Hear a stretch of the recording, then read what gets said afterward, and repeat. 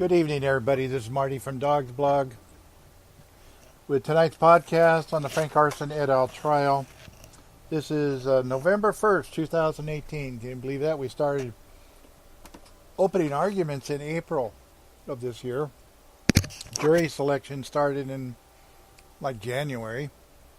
And here we are in November 1st, 2018, and the district attorney's office is still putting on their case.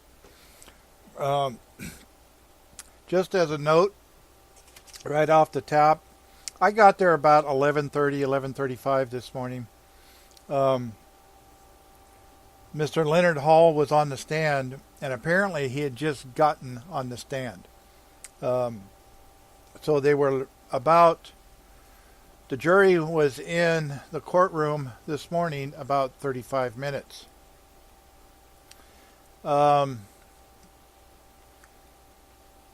This afternoon, the jury was in the courtroom about 60 minutes.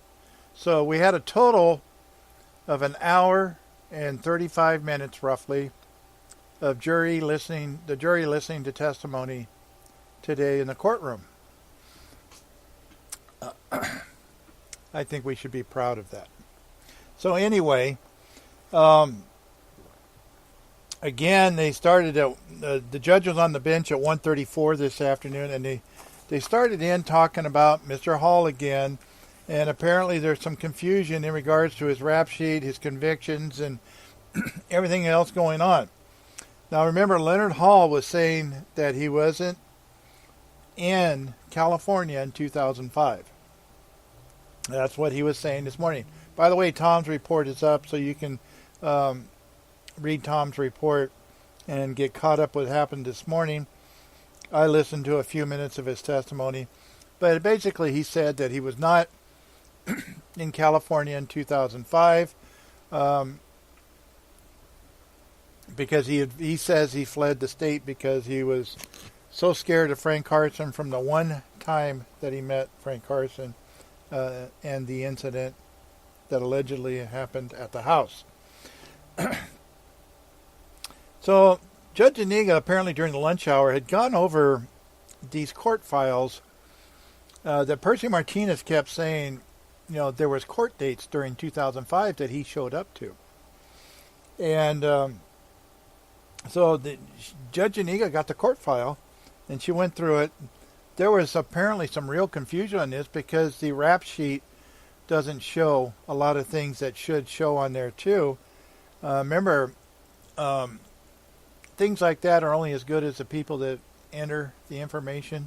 So sometimes it doesn't enter right. It's the human factor. But it was case number 108-1236. It was a case, I believe this was the grand theft case of Frank Carson's antique books that they had sold at yesterday's books for, $3,000-$4,000, whatever it was. Case was filed on 9/17/2004. That's September 17, 2004. A warrant was issued on September 30th, 2004, and there was an arrest. He was arrested on New Year's Eve, December 31st, 2004. He bailed out the same day. And then there was an appearance on January 21st, 2005. There's appearance that he showed up in court. These are appearances that he showed up in court. February 3rd, 2005. He appeared in court on 3/30/2005. He showed up in court on 4/28/2005. Remember, he said he's not in the state. He showed up in court in 5/19/2005. He showed up in court on June 17th, 2005. He showed up in court on July 15th, 2005, which was originally scheduled to be a prelim, but it got moved, and there was another court date in between that on June 30th, 2005. He was there. Remember, he's saying he's not in the state. And then the prelim, he showed up in court on August 24th, 2005. The preliminary hearing was set, I believe, for October 5th, 2005. And on that date, though, on October 5th, 2005, the preliminary hearing was continued. This is an ongoing pattern with Stanislaus County Court, too, of cases like this just lingering along and never getting done. And then he had another appearance on December 13th, 2005, that he failed to appear on. So, up until October 5th of 2005, he had court hearings almost every month that he was here, that he showed up with until December of 2005. The bench warrant was issued on that date. On March 24th of 2006, he was taken into custody. I believe it was in Texas. And there was, I believe, another hearing on 4/3 of 2006. And on April 17th, 2006, he pled guilty. So, on April 17th, 2006, he pled guilty. He was released from custody. He was supposed to do drug court, which means he has to do a program. On April 24th, 2006, he was on calendar, put on there by probation, because he failed to show up to drug court. And a bench warrant, a new bench warrant was issued.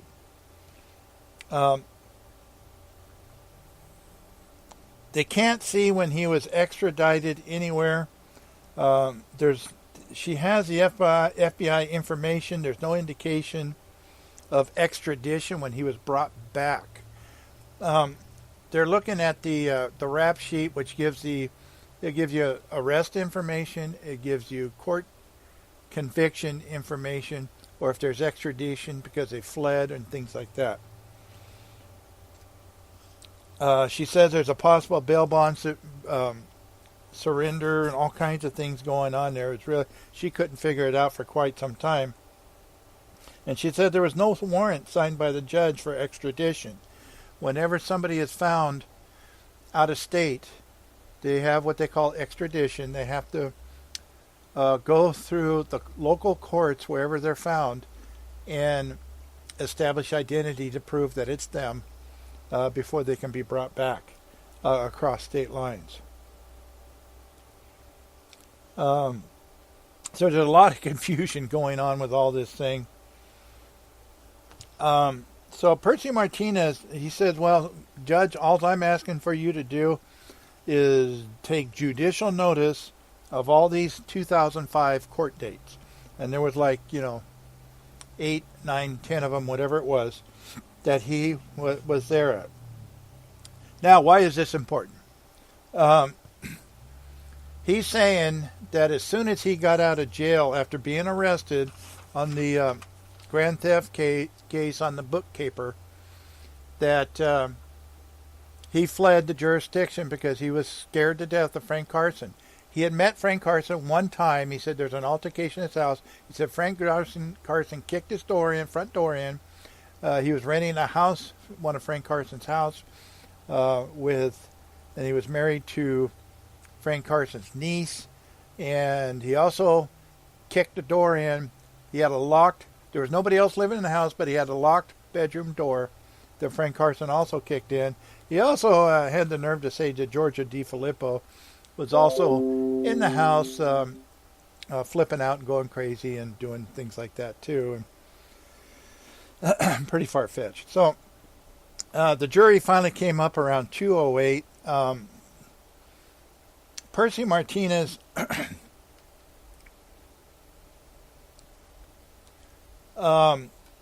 continued on the cross. He said he sold the books.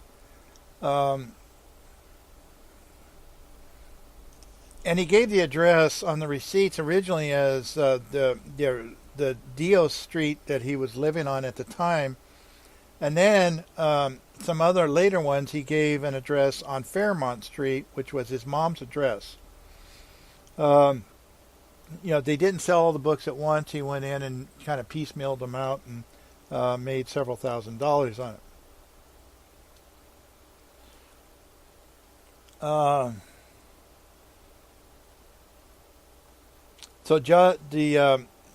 At that time, Percy asked the judge to advise the jury she's taken judicial notice of his court appearances in 2005, which the judge did, and she ran down the list of all those dates that I just gave you to the jury, telling him that he was in court on those particular dates. She didn't say that he was, saying that he's out of town. She just took judicial notice of those dates because she has the documentation in front of her. And so it's pretty obvious that he's claiming he was out of the state, and he obviously wasn't.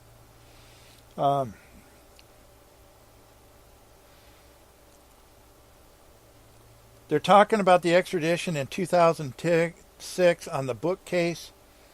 He had absconded again, then returned 2 weeks ago.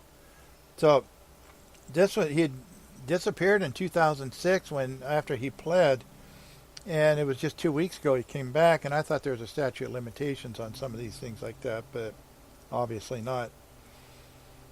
And this is under a second extradition, which there was an objection to.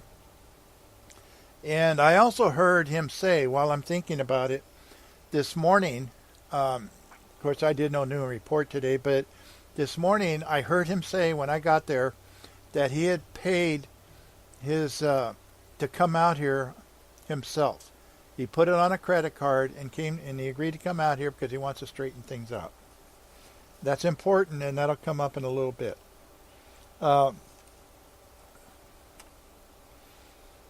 Marlissa Ferreira then went to direct. Percy had no more questions, and she said, "Are you having trouble remembering court dates?" And he said, "Yes." He's basically saying, "Yeah, I was a drug addict." He was brought back from Texas prior to April 17. He stayed in California until his son was born. And he said his son was born sometime in 2005. He thinks maybe February. He doesn't know. He went right back to Texas 3 weeks later after he was arrested. He came back, then pled guilty, and says he was afraid of Frank Carson.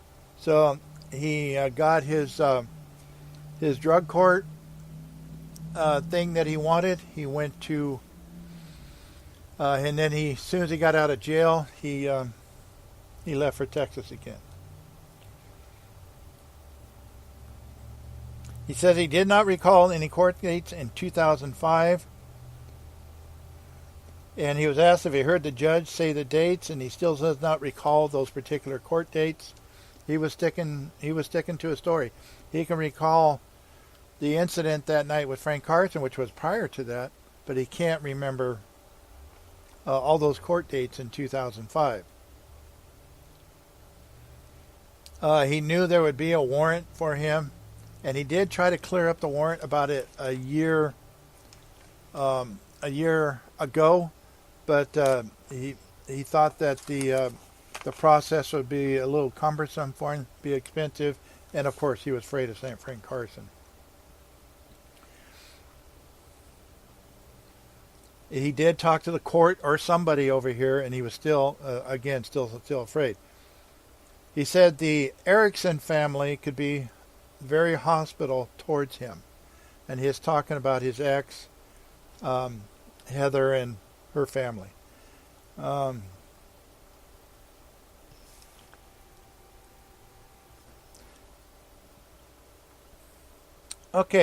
jury went out at 2:26 because they had a sidebar and there was objections and things going on. Judge wanted to clarify it. Percy Martinez wanted to go into why he didn't take his son or any of that stuff, and they weren't sure if they were going to allow that, so they ended up in a sidebar, and some of the question Marlissa Ferrer was asking was sidebar. why they didn't take the son and stuff. They brought him back in, or I mean, he stayed in the courtroom actually because he's in custody, and the jury went out, and the judge asked him why he didn't take his son. He said he was not ready to be parents at that time, or be a parent at that time. So the jury was brought back in at 4:30 or 2:30.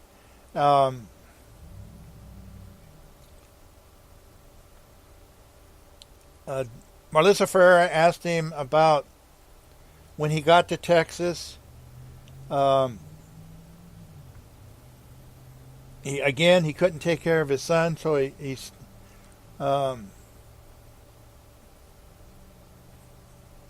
has never seen his son, apparently. Between 2006 and 2018, he says he has not been arrested.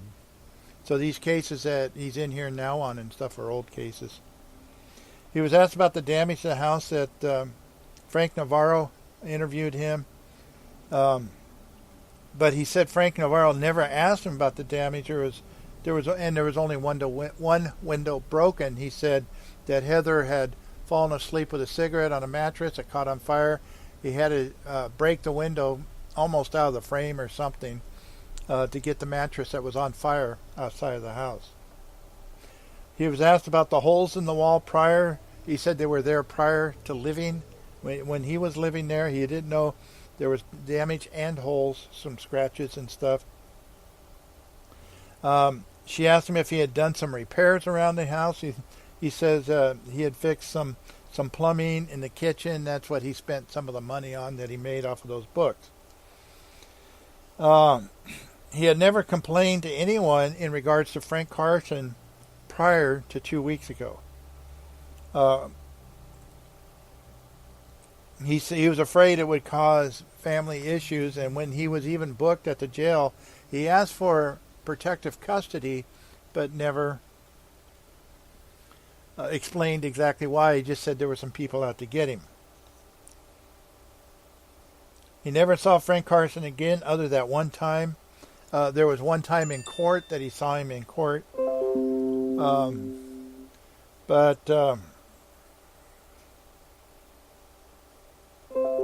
He said that Frank Carson never said anything about to him or his wife or about keep getting all kind of notifications here. At the night of the incident, that he says that Frank Carson came in and kicked the doors. He went to his friend's house. He'd snuck around. They went out the back door, over the fence. They didn't have cell phones or anything like that, so they couldn't call for help. They only had a landline inside the house. They came around the front of the house. He had to leave his clothes and everything, but he did have the keys to the car, and he grabbed one of the cars and he left. And he went to his friend's house and spent the night. He said Frank Carson was very erratic and hostile, yelling, screaming, throwing things around. He said Frank Carson's wife was also doing the same thing to Heather. He said Frank Carson never assaulted him or her, and his clothes and property and whatever were never retrieved. He never went back to get them because he was scared to go back, and there was also a 1976 Datsun 240Z that was left there. So, Percy Martinez went on to cross again, and he's asking him, you remember quite well what happened that night. And he asked him, because he had testified earlier, the same time you were using methamphetamine every day. And he goes, yeah. He says, but the methamphetamine does not affect his memory. It's funny that every meth addict that's been on the stand in this case truly believes that methamphetamine doesn't affect their memory. He says he cannot recall all the court dates in 2005. And he was also, again, using every day during that period. He went to Texas to get clean. He had family there. and he only used marijuana in Texas and Tennessee. He went to Texas and arrived in 2005. He does not remember any 2005 court dates until he was extradited in 2006. And he was asked did he at that time when he came back ever want to see his son, or during 2005 want to see his son, and that was objected to. Sidebar. And the jury went out of the room. Leonard Hall went off the stand. And so Percy Martinez, they had a sidebar, but they weren't able to resolve it. They had to send the jury out again. Percy Martinez says Marlissa Ferreira had asked him why he didn't come back in December of 2005. And she had talked about he was not a good parent, and all the court appearances between January of 2005 and October of 2005, he did appear in all those court dates. There was also some court dates for his wife, but I think those got eventually or quickly got dismissed. And then he failure to appear. He fled because he was concerned. There was also an altercation with his wife. He had threatened her and a child, and that's why he fled. He was scared because he thought there was going to be an arrest forthcoming on that. He had threatened to kill her and his son during an altercation in front of some other people and neighbors. I believe it was in Waterford, but I'm not sure. He was trying to get her in the car. She didn't want to get in the car. They were arguing, mad, scared, whatever. Percy Martinez went on to say, also he says he is not a good parent, but then he's making threats to his wife in front of a witness, and he was also using excessive amounts of methamphetamine at the time. He said the district attorney opened the door with her questions in regards to some of this information. And this occurred just after he was evicted in Waterford house that they were living in. There was another case that he failed to appear on December 1st, 2005, and then he returned in 2006 to, resolve that case, and they never really discussed this case, particular case. Judge Zuniga says that it really doesn't establish that he had another reason to leave. She's unbelievably not willing to accept any of this stuff. The DA, Marlissa Ferreira, did argue that he was never arrested, so he didn't flee because of that, and she says the case was never filed. Well, he's not going to know if the case was filed or not. It was right after that incident that he failed to appear in court. He's saying because he was afraid of Frank Carson and he left, but he was subject to arrest possibly in this other case, and he didn't know if they were filing it or not. The case was rejected by the district attorney's office. I don't know the circumstances and all the details of it. It wasn't revealed. There was some of the documentation that the district attorneys have. It's like an intake documentation where they determine if there's to be filed or not, looked into or not, have it investigated some more or not. And Marlissa Ferreira had that paperwork, but it hadn't been turned over to the defense. The case was rejected on December 8, 2005. The victim, Heather Hall, was uncooperative. So there's the allegation of why he fled is not, her opinion has not changed. There's nothing to establish that's why he fled. He's saying now that he's afraid of Frank Carson. He's still saying he's afraid of Frank Carson. She said he has not lied about his methamphetamine use. He has admitted to it. She said they were not ready to be parents. He did not say was not good parents. Well, I wrote down exactly what he said, and he said they were not good parents. And the judge was not convinced that's exactly what he said either.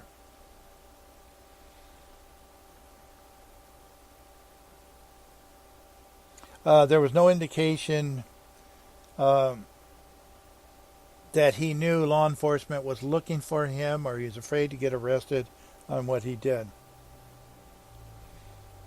And I noted here on the side it says Judge Aniga said no, they were not good parents is what he said. He didn't say he was not ready to be parents. So Judge Aniga noted that too. Percy Martinez argued that he did keep his appearances in 2005 and he didn't flee until after that incident in Waterford. So he had a whole year he could have fled and he didn't do it. He then disappeared after that Waterford incident because he felt he was subject to arrest. That was the December 1st incident with his wife, and he was afraid he was getting arrested, and he quit coming to court, showing up at court after that. Then he left and went to Texas. He knew he was doing something wrong.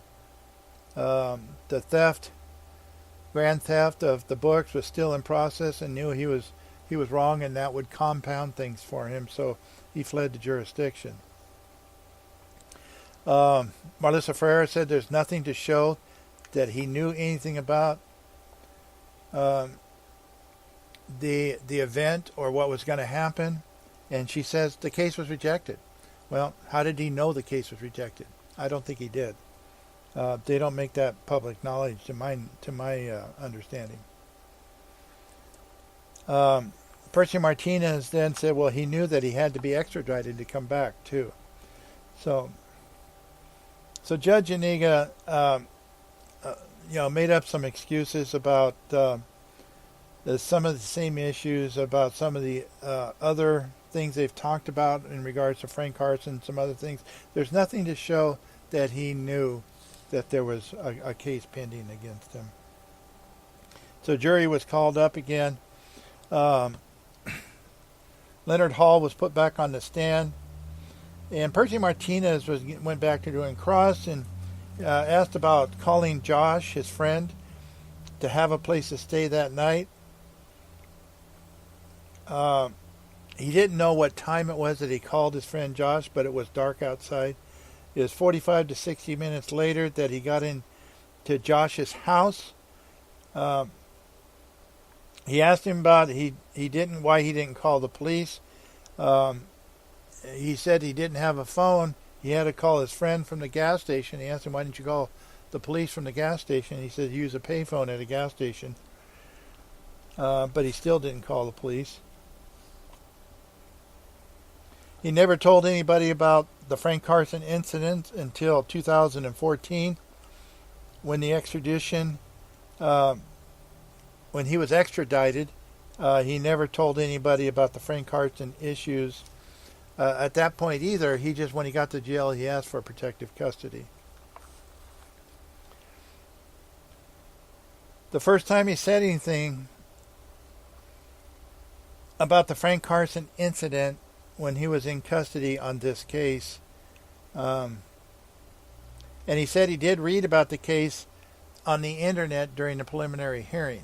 I wonder where he read that. So, probably Dawgs blog. He was asked about the front door being locked the night that he says that Frank Carson came over. He says, yes, the front door was locked. Frank Carson kicked it in. He said his bedroom door was locked, and Frank Carson kicked it in.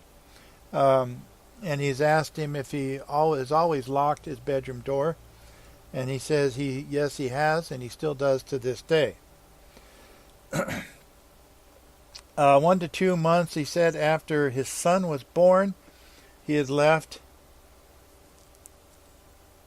to go to Texas. He wanted to wait until the son was born, and then with the son is now with Rhonda Erickson, and he hasn't seen the child since. Marlissa Ferreira asked him, he hasn't seen his son. Is it because he's in a better place and living in a better lit place now? Yeah, he said, yeah, that's true. And it's he was housed in the protective custody unit. When he got to the sheriff's office here in Stanislaus County, he was scared and was afraid of Frank Carson. Percy Martinez went in to redirect again, or cross again. He was asked about when he was in protective custody, when he was brought back in 2006. He said yes. He told the jail he had issues with some people, is all he said. And so he was requesting protective custody at that time. Frank Carson never approached him or threatened him since the day of the incident. He went to Texas as soon as he got out, and he's been in Texas since till now. I never heard from Frank Carson ever again. He never went back or contacted anybody to get any of his property back, like the car that was left there, the 240Z that he left there. But apparently that wasn't registered in his name anyway. Or to get any property back at the house. Marlissa Ferreira went back on redirect. Now, he's working now, has been for like 6 years as a supervisor for a mobile home community. Says he has been truthful in all of his testimony on the stand. No further question. The jury was sent out at 3:55. They're not coming back until Tuesday at 9 a.m. But there is court tomorrow. They have the pitches motion tomorrow, and they're going to go through some evidentiary things tomorrow too. So there's no jury tomorrow. They received a note from a juror about there's some meeting on another day, and she's actually concerned about this day because she sees the way things are going. It's in December, this day, that she needs some time off for at least half a day that day, and they're going to make accommodations for her. Marlissa Ferreira also said that she asked the court if the witness can be excused so they could put him on a plane. Now, very interesting, and this started a whole nother issue.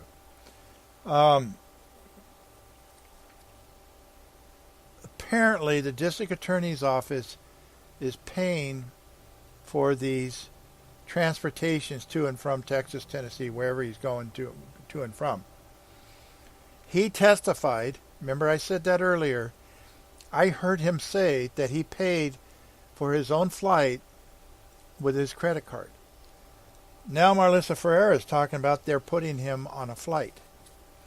Percy Martinez addressed the court saying that she said that she's putting him on the flight. Now the people are paying for a plane ticket. I also heard Kurt Bunch going out the door asking somebody on the phone, hey, who paid for that flight? And the witness said he had put it on a credit card, so he wanted some clarification what exactly is going on. Are they accommodating him? Are they not? Or does that mean that the witness is not telling the truth on the stand? It just opened up a whole nother can of worms. Marlissa Ferreira now says that the people paid for the transportation. She says the information was just found out just now. She said she received a text and an email in regards to that matter, but I heard Bunch talking to somebody on the phone when he walked out the door. But I don't know how she received the information.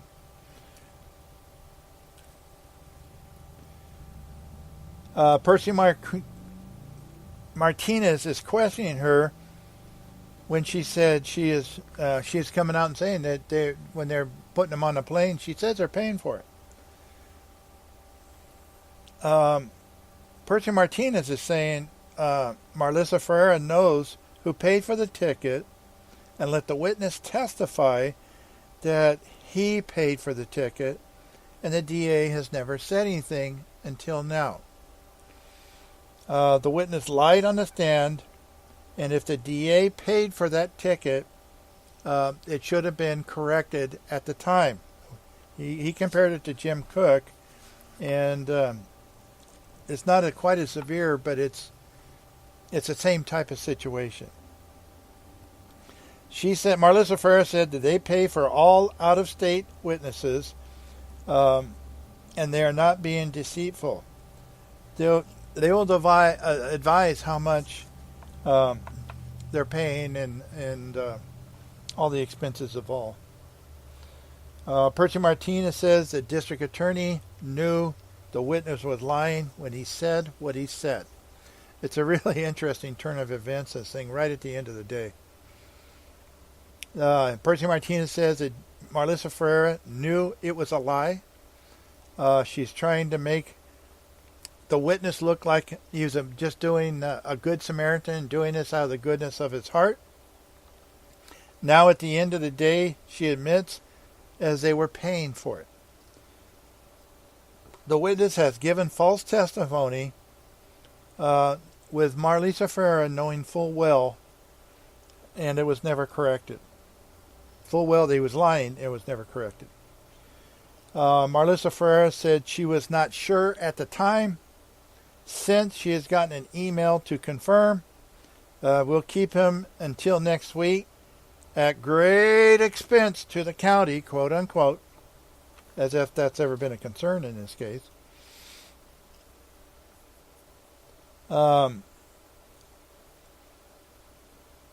Because they're going to have to put him up. He's getting released from custody.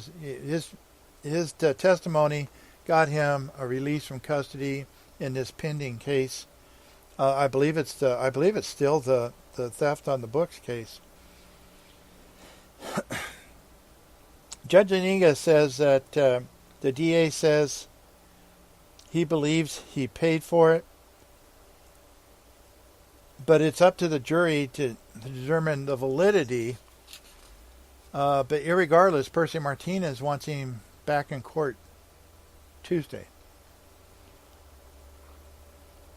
So the DA says, yes, we'll have him here Tuesday. We'll hold him over. We'll put him up in a hotel, and we'll pay for some meals, and we'll pay for this, and we'll pay for that. We'll take care of it and keep him here. Judge Iniga advised the district attorney, Marlissa Ferreira, Mr. Hall better be here on Tuesday, quote unquote. And any other provisions that he had made for him need to be revealed to the defense. And if he's giving housing, any transportation costs to and from Texas, around town, food money, whatever he's given, must be all turned over to the defense attorneys. So, as usual, it hits the fan at the end of the day, and that's where we finished off. So tomorrow they got the pitches motion.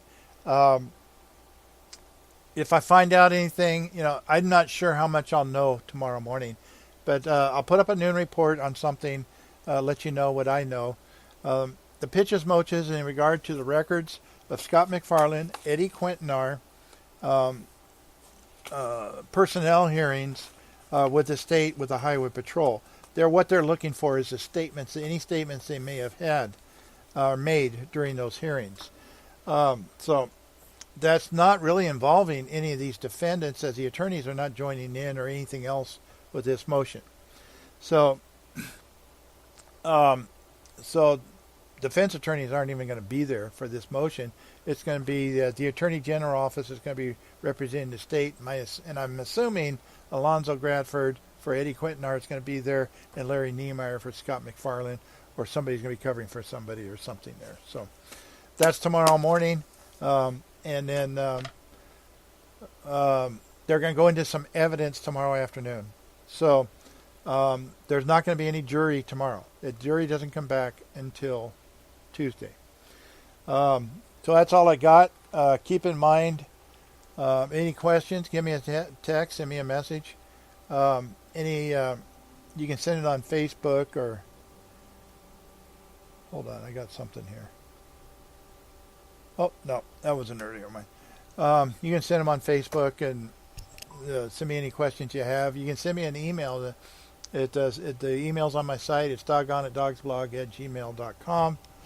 And any questions you may have, we'll get them out over the other people are probably thinking the same thing. So it's good to have. Don't forget my PayPal button at the bottom of every report. So I try. And my sponsors, Merced Tile Supply down in Merced on Highway 59. And he'll take care of all your tile needs and stuff. They got good stuff down there. They really do. It's affordable stuff. And, talk to Doug Maynor if you have any legal problems. He's at 15th and J at the old Masons building. So talk to him if you former DA. He's a bulldog. He'll get it done for you. So that's it. That's all I got. As I keep saying, I've had some people contact me about coming to court and where's it at and things like that. There's plenty of room. It's myself and somebody else in the courtroom, just the two of us, in the gallery. So there's plenty of room. Come in and see what's going on. Don't take my word for it. Come to court and see for yourself. Good night, everybody.